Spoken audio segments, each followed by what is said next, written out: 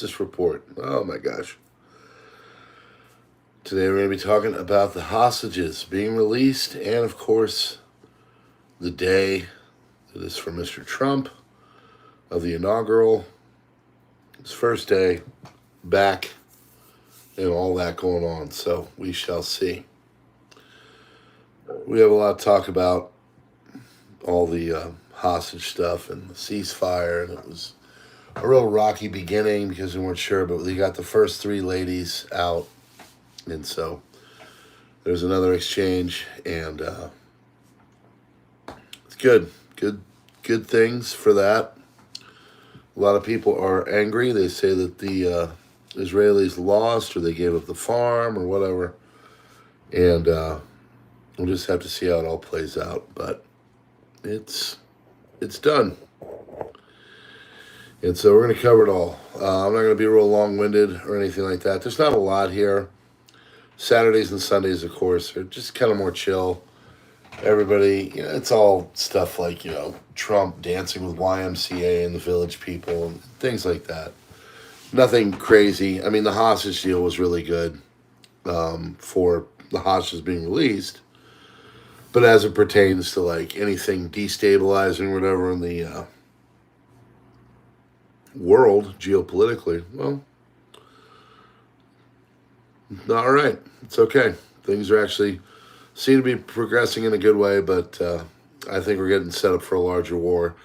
I talk about all that over on PrepperNow. I did that tonight. If you'd like to check that video out, it's a live stream. It's an hour, but it just kind of lays the case out for what's about to happen, I think. And I think there is going to be a larger war with Iran at some point. Might be 5 hours, 5 months, 5 years. Not really sure. So we'll just have to see. All right, let's get started. Crisis report 119.25, hostages released, and inauguration day. In 1 hour from now, in the first part of this, I just kind of take you through how the initial hostage release thing went. It was a little rocky at first. So just follow me through. And I know this because Aquila is a great poster, but he only posts if there's major stuff going on. And I woke up and he had 189 posts in the last 24 hours. That's like major bad stuff going on. So this is where it starts. 1 hour from now, Israeli, ceasefire will officially come into effect 8:30 a.m. As of now, both sides have not exchanged lists of the hostages and prisoners will be released. That was the big problem. They had no lists yet. So they didn't know. So they didn't trust them, Palestinians returning to northern Gaza. Jabalia camp completely turned to rubble. No ceasefire until Hamas hands over the list of hostages and plans to release in the first phase, according to Netanyahu. And that's where we got a little hang-up. Netanyahu instructed the IDF to stay at their positions. No ceasefire will come into effect. Hamas issued a statement. We emphasize our commitment to the terms of the ceasefire. The delay in providing the names of the first is due to technical reasons, and that's what they kept blaming on this. They're just technical reasons. Israeli airstrikes continuing in central Gaza. Ceasefire is only a half hour away. Hamas ceasefire took hold in 5 minutes. Israel has yet not received the list of intended hostages to be released by Hamas. And then Hamas ceasefire officially came into effect at 8:30 a.m. And after 469 days, 15 months, 12 days, Israel ended its campaign in a decisive victory against the Iranian axis of resistance, but there are people that say it was the other way around.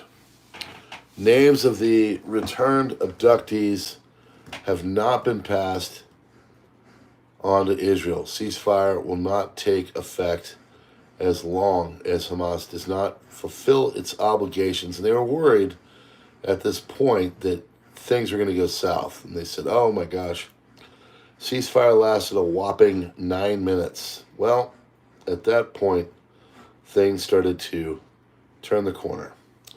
600 aid trucks prepared to enter Gaza from Egypt. Hamas to hand over a list of kidnapped women to be released. IDF is continuing to operate and strike terror groups in Gaza Strip. A short while ago, IDF artillery and aircraft struck a number of terror targets in northern and central Gaza. The IDF remains ready in defense and offense and will not allow any harm to the citizens of Israel. List of released hostages will be published to the media shortly. Otzma Yachidila ministers who were Itamar Ben-Gvir resigned from the Netanyahu-led coalition government. IRGC Quds Force Commander Ismail Khani says Israel has been defeated. The world will watch today the greatest defeat of the Zionist state. And as that, the prisoner exchange, Al-Qassam Brigades decided to release today, 19th of January 2025, the following Zionist prisoners. And that was Romy Gonen, 24-year-old female, Emily Damari, 28-year-old female, Doron Stanbar Kayer, 31-year-old female. The families were ecstatic, as you can imagine. It was, as a father of two little girls, it was pretty cool to see the elation of the families getting their daughters back. Israel will release 90 female Palestinian prisoners in exchange for only 3 Israeli hostages. Would make one Israeli prisoner worth 30 Palestinian prisoners. And that was the way they wanted it. That's the way they did it.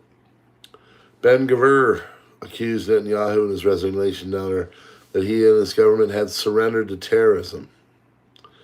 Manny's War Rooms, great channel, pro-IDF, said the IDF Central Command is preparing for the release of hundreds of Palestinian prisoners in the West Bank as part of the hostage deal ceasefire with Hamas in the Gaza Strip.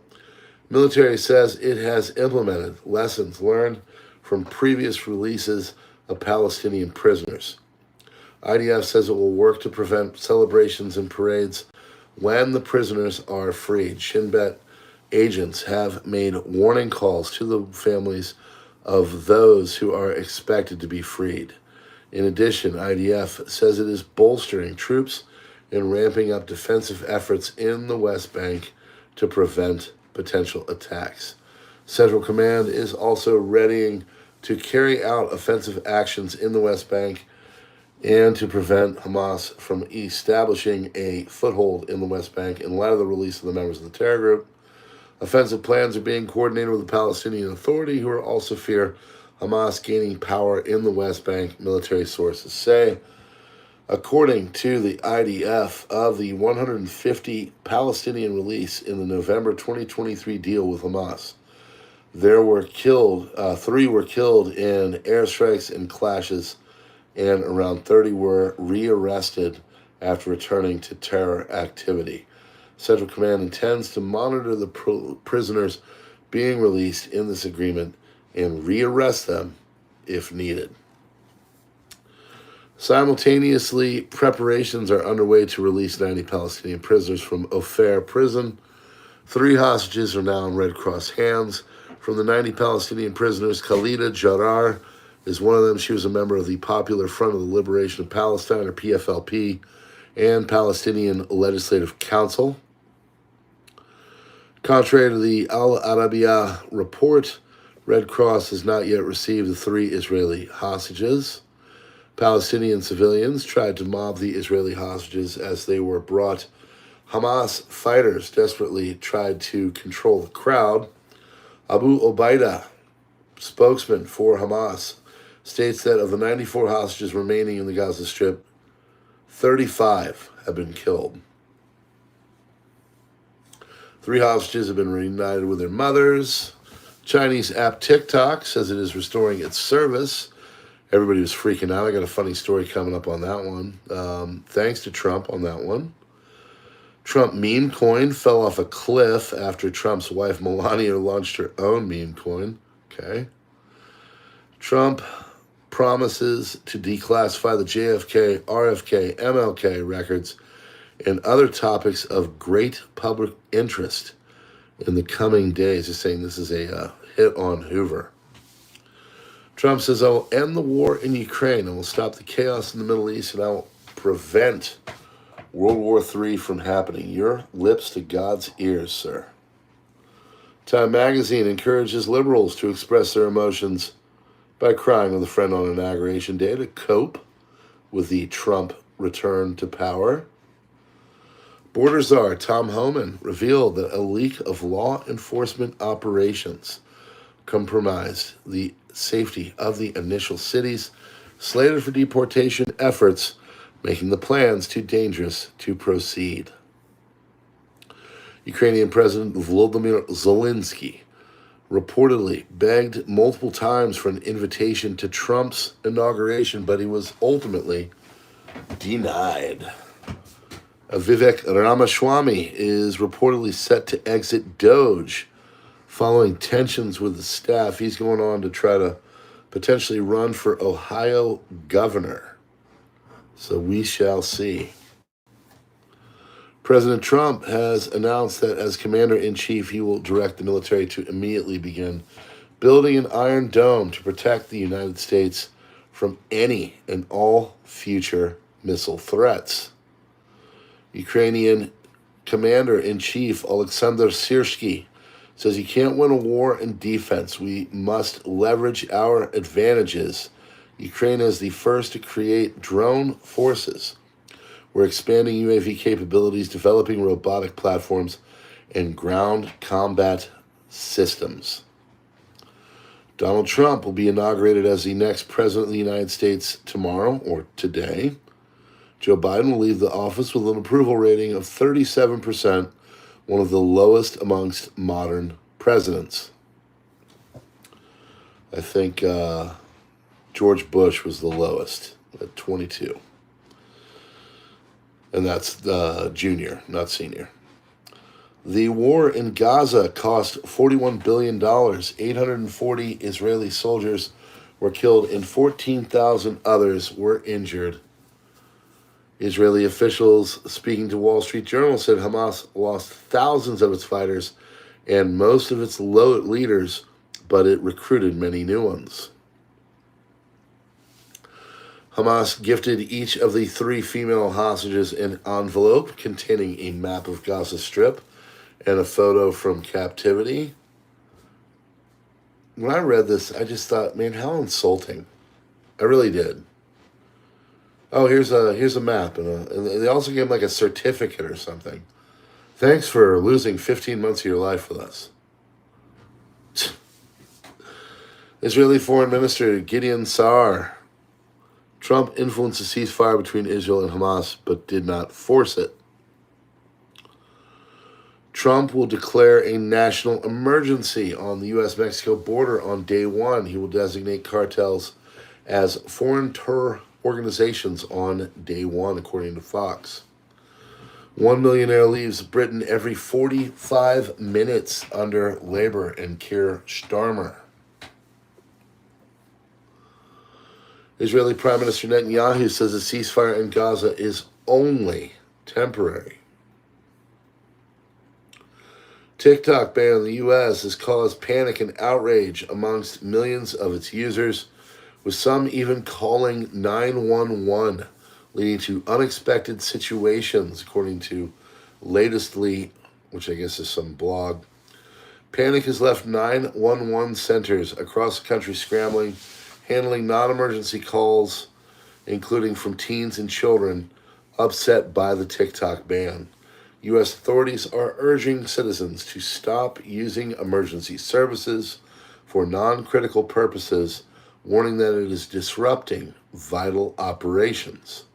TikTok was shut down in the United States for a total of 14 hours.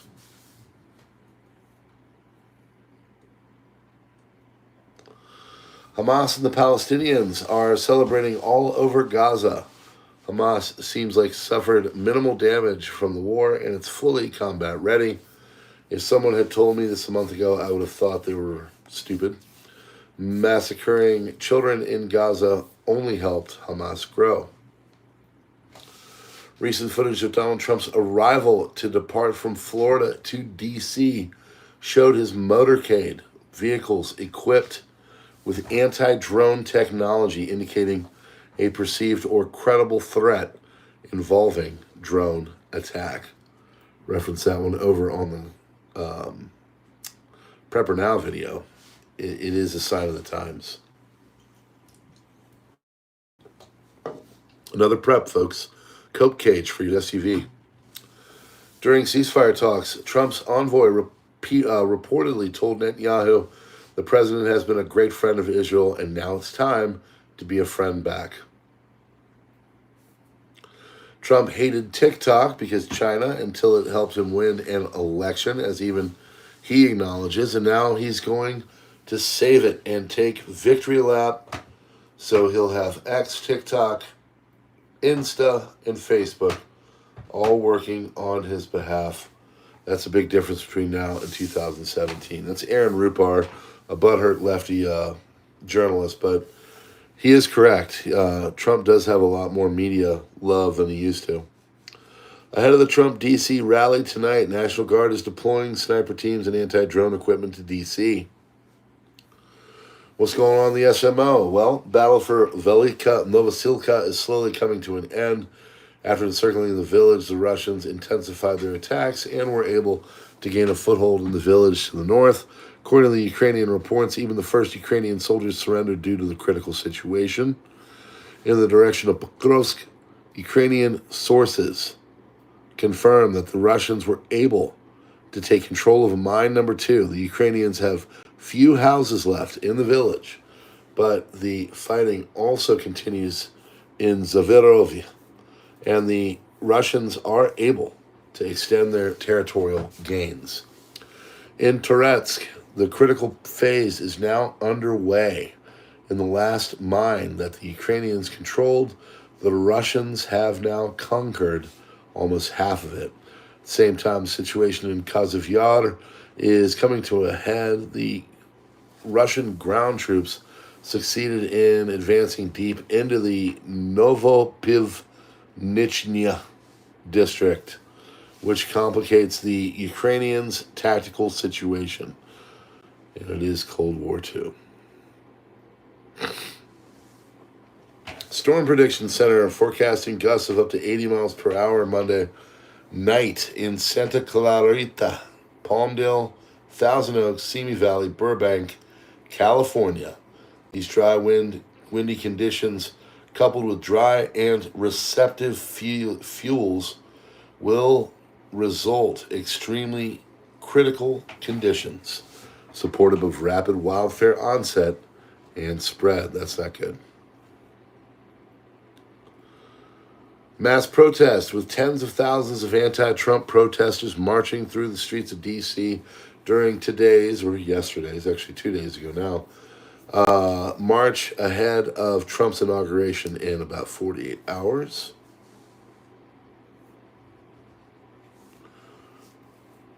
Anti-Trump demonstrators rallying yesterday near the Lincoln Memorial, D.C., surrounding the frozen reflecting pool. This is why Trump refuses to hold his inauguration in the open air. He fears resistance from the people. No, he fears enter any kind of a strange plot to a book, terror plot, and I'd say that's a possibility. So I love how this is a meme or something, like he's not strong enough because he wants to have it inside. Maybe he cares about other human beings. Maybe he has heard a credible threat and it might be just a wise idea to do it for better protection. You ever thought about that?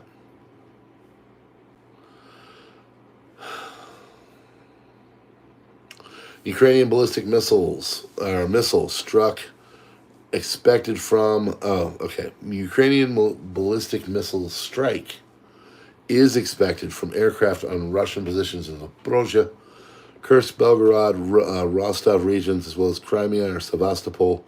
Danger of missile and UAV launches. Barricades and unscalable fences are getting set up around the perimeter of Capital One Arena, where President-elect Donald Trump is expected to hold his Make America Great Again victory rally tomorrow in Washington, D.C. Russia is amassing forces that exceeded the requirements of the current conflict in Ukraine, warned Major General Christian Freudling, head of Germany's military task force on assistance to Ukraine.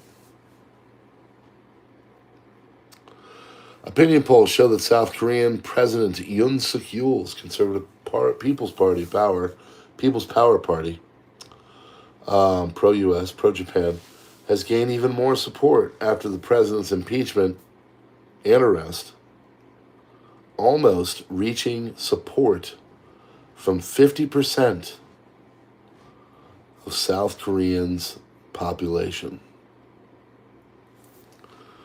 It happens in the China-leaning Democratic Party of Korea, pushing the unpopular measures to censor the South Korean internet. Noteworthy that it takes place during the internal tensions of the Republic of Korea, and the real meter polls were taken January 16th to the 17th. Quite the change. United States Progressive Congresswoman Alexandria Ocasio-Cortez says that today is the last day of free America. We are in the eve of an authoritarian administration. This is what 21st century fascism looks like. Okay?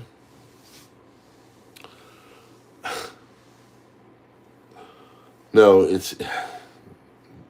Anyway, I'm not going to say it. President-elect Donald Trump talked about the newly implemented ceasefire deal between Israel and Hamas. This week, we achieved an epic ceasefire agreement as the first step toward lasting peace in the Middle East. And this agreement could only have happened as a result of the historic victory in November. Incoming U.S. Ambassador to Israel, Mike Huckabee, about the future of the Israeli-Palestinian relations, said to Fox News presenter Brian Kilmeade, "Do you believe that a two-state solution is in the future?" Huckabee said, "No. We have to recognize there was a Palestinian state. It was called Gaza. Look how that turned out." Congressman Carlos Jimenez, Nicolas Maduro has threatened the United States of America, and we will not tolerate it. Make no mistake, Trump is not Joe Biden. That's your crisis report. Hopefully we won't be bombing Venezuela, but yeah, not a long one, but it got her done. So hit that like button, do the subscribe thing, darken out the bell, get the notifications, that kind of stuff. But yeah, everybody's waiting for Trump to take over. And from there, well, que sera, sera. Hope he does well. Pray for him. Pray for the country. Pray that everything goes well. No one gets hurt and we get back on the right track, okay? Check out the links in the description and all that stuff. Join, subscribe, yada, yada, yada. Let's see. I think that's about it. So have a wonderful inauguration day, and we will see you on the next one. God bless. PrepperNow out.